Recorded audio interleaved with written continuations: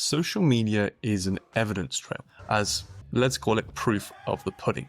Today's video is all about that. I'm going to share the last 15 years of my training. The story will begin in 2014, and I had my first real taste of freedom. I was 19 years old and I traveled to America to work as a lifeguard and swimming coach at a kids' summer camp. I came back from that summer, I began university and I was studying a design degree, and that's where my physical journey began. Chapter 2 is all about American football and the start of my physical practice. I was so excited to start university, and after my summer in America, I realized, wow, I think American football could be very fun for me. I was chucking a ball around and I got very interested. I was lucky enough to get into the American football team, and I got put in the position of quarterback, or the backup quarterback, in my first year. There was already an established quarterback in the team, so there was a bit of friction there. Who's the young guy? Is he going to come and overtake the position? And yeah, I absolutely loved it. I learned a lot from the process. And if it wasn't for the amount of injuries I sustained throughout that couple of years of playing, I probably would still be playing today. But injuries have been a huge lesson for me. And actually, in a weird way, I'm grateful for those injuries for kind of nudging me on the path that I'm on today. So moving on through the American football process,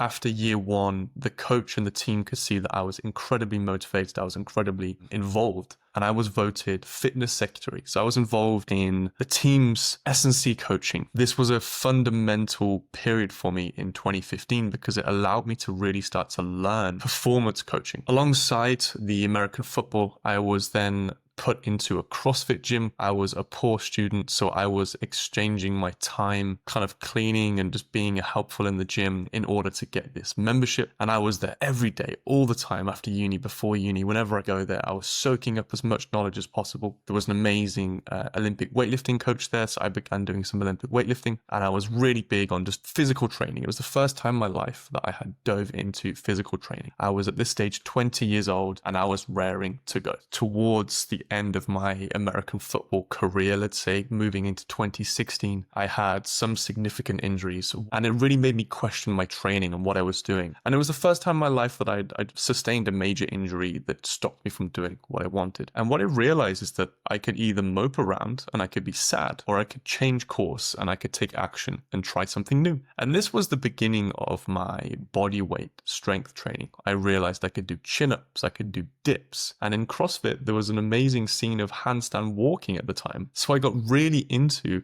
handstand walking. First of all, it was just trying to do a few steps.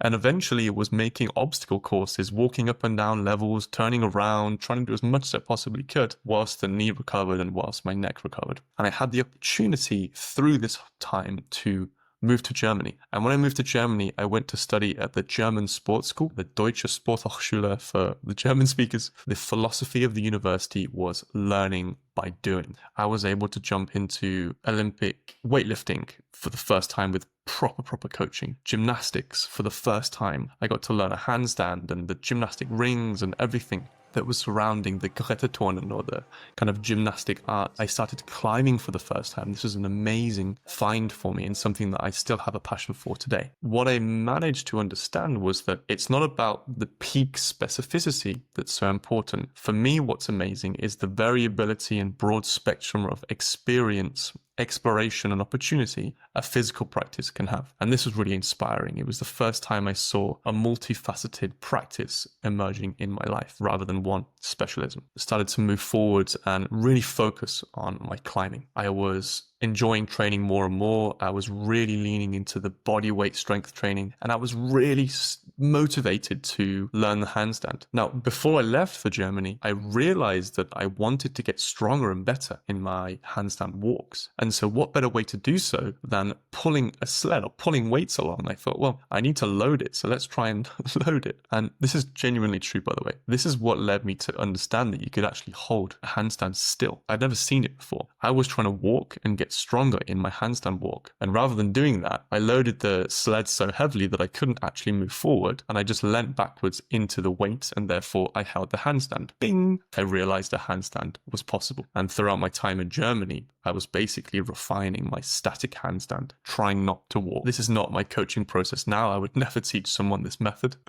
We will have to start somewhere. So throughout my time in Germany, I had an amazing experience. I dove into all of these individual arts, and climbing really took my heart. Started to spend more and more time outdoors in nature, on the rock, and really took myself out of the gym environment for a sustained period of time. And this was really special. I met some amazing people through this, and I really got into the more emotional, the side of training that maybe I'd missed out on before. I was never really doing things that were too scary for me, and I was absolutely petrified of being on a rope, being up high, and I was an absolute sack of papas, as they call me. I would fall like a sack of potatoes. So I came back from Germany a different person, and I was really psyched on this kind of body weight strength and skill. And I started not only to work with my strength and to be as strong as skillful as possible, but also really try to look after my body and really look after my mobility and push some mobility goals forward, and really started to explore this more open form dynamic movement concept where I was looking at some basic acrobatics. I was rolling on the floor a little bit, and I was really motivated to dive into this other world that I'd never explored before. This more, let's say, creative world that really tested me on an emotional level. What I went back to was then my roots in the CrossFit gym, but I was definitely then the weirdo. I was the outsider. I was the one not taking part in CrossFit. I was really doing my own thing. I was training on the gymnastic rings when everyone was doing CrossFit in the class. I was kind of doing hanging challenges and trying to work on my handstand push-up and my one-arm chin-up and all of these strength basics. And then also doing some rolling work and some floor work and just trying to find my way through all of these different disciplines and trying to intertwine them and merge them together. And I'd come back from Germany and I really had this desire to allow people to feel what I was experiencing, this kind of hugely variable, hugely exciting movement practice. And I'd seen how much it had changed my persona and changed me as an individual, and how much I learned about myself and the world through it. And so my passion at university was then to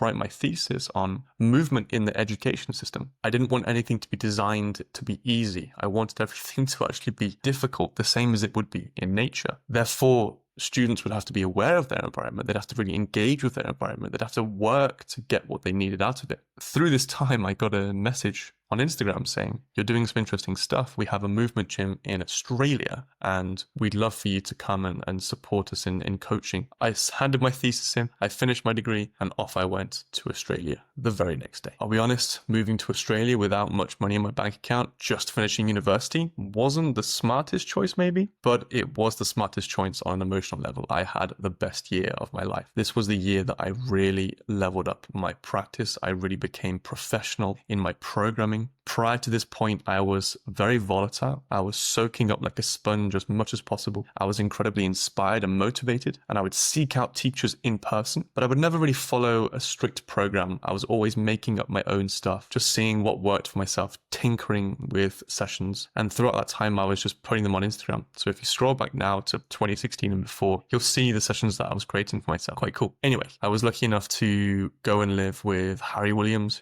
He let me sleep in the kind of outhouse of his house for almost a year. 23, 24 years old, motivated and ready to train every single day. And that's what we did. We would do 1-2 sessions a day, 3-4 hours of training, super motivated. And it really showed me that environment dictates a lot. You learn a lot and soak up a lot from the environment. And I really gained a lot from the environment of Perth. The movement culture there is incredibly inspiring. They had at the time, I think, 6 different movement gyms just in the one city, which is incredible. I had a huge access to amazing teachers and a huge and amazing community. It was the first time I was really taking the work seriously and really beginning to teach. And it was the first time I put a training video together. And that was kind of the first version of this one back in, I believe, 2017, 2018. I did my highlights of what I'd been training at the time. And I began also then coaching online at this stage. And that was the first version, let's say, of figuring things out that I have now. So hugely thankful for Harry for the opportunity and the Perth community as a whole. That really changed my whole perspective. And I wouldn't be here today if it wasn't for that experience. Moving to the next chapter, I had, of course, this growth and then this now business in online coaching. And it was slowly starting and I was trying to figure out what to do. I moved back to the UK, moved to London and realized that there was no culture in London as it was in Perth. And so I sought to change this and I founded the London Movement Group. And that's where the the rest is history with the London community and the movement gyms and everything that's going on in London. At the time, there was absolutely nothing. No one had a movement gym or a movement concept or anything. I had a friend, Alex Nino. He was teaching some mobility and some handstands, and he helped me get a small space at the back of the gym that he was a personal trainer at. I just began teaching 1 class a week, 2 classes per week, and we started from there and built this beautiful community. The day after my 25th birthday, I founded London Movement Group, and I needed a mentor. I needed someone to really help me in my training and align all of these different projects and goals and aspirations I had. And so I sought out someone that I'd respected and heard about a lot online, and it was Marcello Palozzo.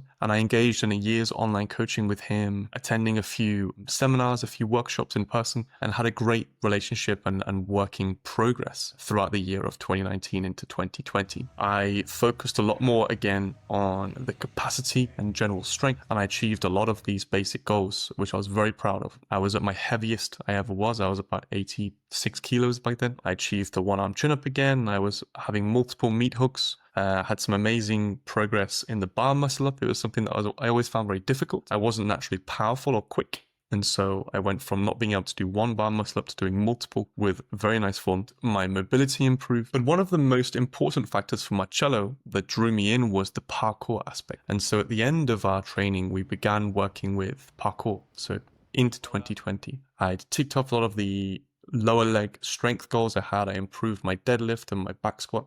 And so alongside my training, I slowly started to drip feed in the parkour practice. It was very new to me. It was very creative, even more so than the dance at that stage, because it was so new and so open, and there was so much possibility, and the obstacles you were engaging with were in the public domain. I was also at the time doing a little bit more of the acrobatics and pushing myself in the movement sphere again. I got really into kind of QDR and kind of movement rotations on the floor. I was really pushing my arching mobility on. I really got much better in my structure, and things were moving along really nicely. However, towards the end of this time, I was, I think, pushing myself in too many directions. At the time, I was hitting some high levels in multiple different disciplines, and also trying to start new disciplines and not managing my training too well. So I stopped working with Marcello, and I was very busy with work and with teaching. So I had this huge physical demand of teaching classes, teaching workshops, teaching one-to-ones, trying to run the online business, and then also chasing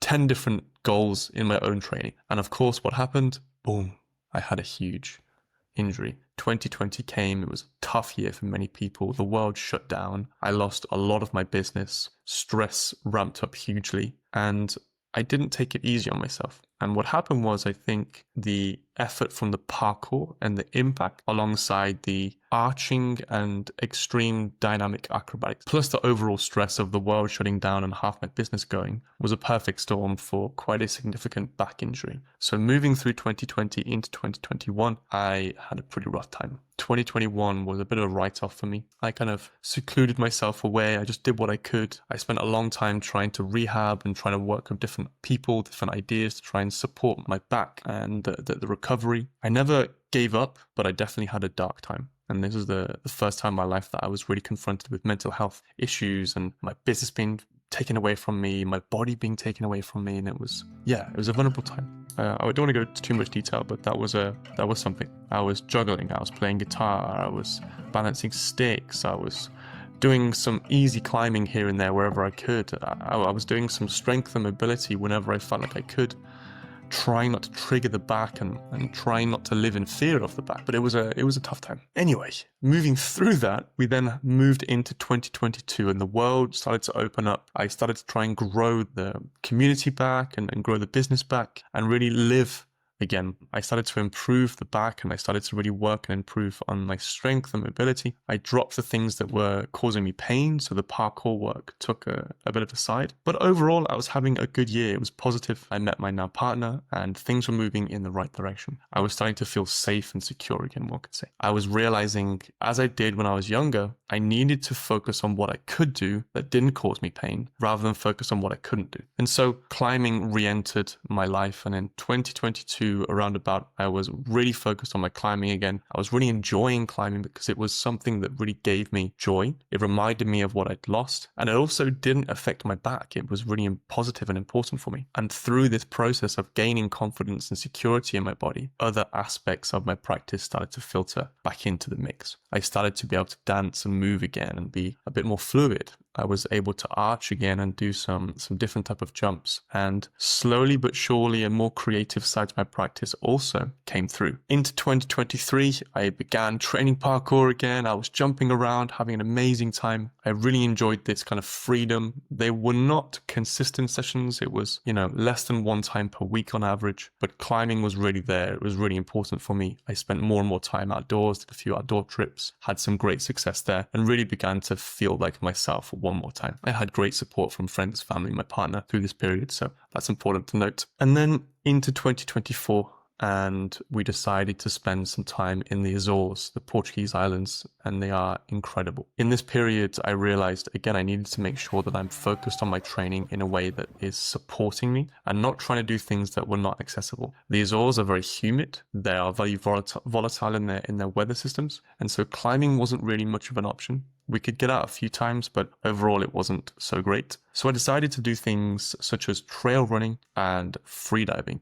I'd always had a passion for the water. I was always practicing certain breath holding techniques, and that suited me perfectly to get in the ocean, to see the amazing nature the Azores had to offer, and basically utilize the opportunity to dive into the practice of freediving. And of course, use trail running as a different exploration in a similar vein. I ended up moving towards some trail run races, had an amazing experience there, of course doing a few trips, and I was even lucky enough to dive with Blue Shark in the Azores on one freediving exploration. Unbelievable experience, something maybe I'll talk about in a different video. And that brings us to 2025, the current year of making this. It's now December. I'm making this, well, it's actually the last day of November, and I'm making this. This has turned into a bit of a different video than I intended. I wanted it to be a training history purely, where I was talking about the significant achievements of my training. But really it's become a bit of a reflection on not only the things that I was doing, but the things in my life behind the things that I was doing, which has been quite interesting for me and hopefully for you equally. 2025 was a year of moving back to the UK, moving back to my home country and finding roots one more time. I dove into a lot more structured training, a lot more strength training, and I really fell in love with arm wrestling. It was something that just spoke to me since I was a child. I was always trying to arm wrestle my dad and my uncles, and for whatever reason, this time was perfect. I managed to find a few local clubs. I managed to start training, and after 2 months only of training on a table, I managed to enter my first competition. This first competition was the Novice Nationals, the UK-wide competition that allows all novice arm wrestlers to come together and to fight it out to see who will be the champion. They have weight categories like many other martial type sports. So I was in the under 95 kilo weight category. I weighed in on the day at 94 kilos. So I was absolutely perfect. And yeah,